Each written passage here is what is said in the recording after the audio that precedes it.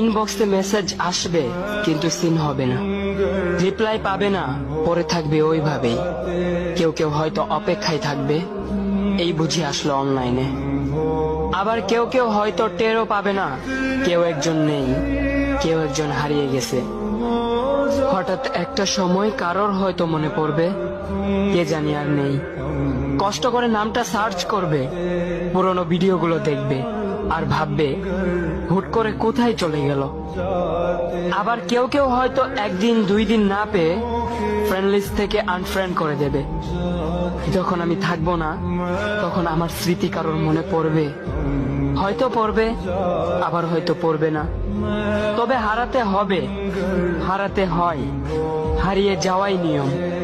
পার্থক্য একটাই, কেউ আয়োজন করে হারায় আর কেউ হুট করে হারায়। আমি না হয় হুট করে হারিয়ে যাব।